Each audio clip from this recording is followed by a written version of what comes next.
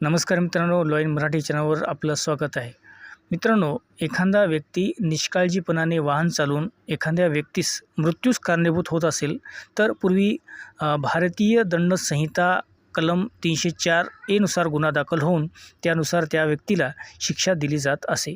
परंतु आता केंद्र सरकारने भारतीय दंड संहिता ऐवजी आता भारतीय न्याय संहिता 2023 हा नवीन कायदा लागू करण्यात आलेला आहे. मित्रांनो, आता जर एखाद्या व्यक्तीने निष्काळजीपणाने वाहन चालवून एखाद्या व्यक्तीस मृत्यूस कारणीभूत ठरला असेल किंवा अपघात केला असेल तर त्या व्यक्तीला भारतीय न्याय संहिता कलम 106 नुसार शिक्षा दिली जाणार आहे. मित्रांनो, भारतीय न्याय संहितेतील कलम 106 हे काय सांगते या संबंधीची माहिती आपण या व्हिडिओमध्ये पाहणार आहोत.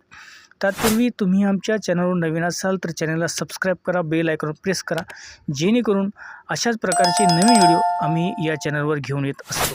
चला तर मित्रांनो, थोड्या उशीर न करता व्हिडिओला सुरुवात करूया. मित्रांनो, भारतीय न्याय संहितेतील कलम 106 हे काय सांगते त्याबद्दलची माहिती आपण पुढीलप्रमाणे पाहू.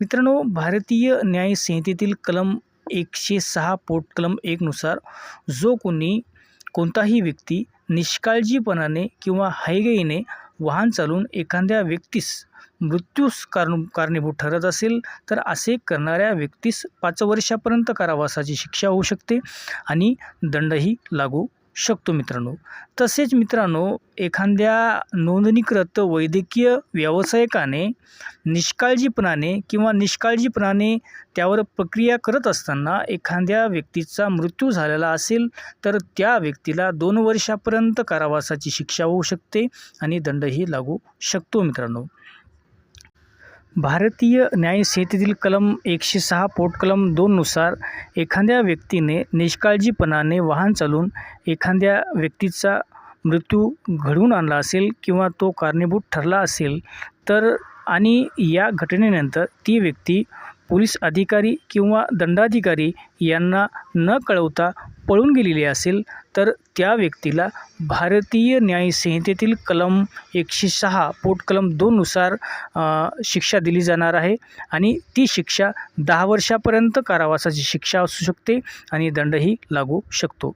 तर मित्रांनो, आपण आत्ताच भारतीय न्याय संहितेतील कलम 106 या संबंधीची संपूर्ण माहिती आपण या व्हिडिओमध्ये पाहिलेली आहे. मित्रांनो, आमचा व्हिडिओ तुम्हाला कसा वाटला ते आम्हाला कॉमेंट बॉक्समध्ये आम्हाला नक्की सांगा. आमच्या चॅनलला सबस्क्राईब करा, शेअर करा. धन्यवाद.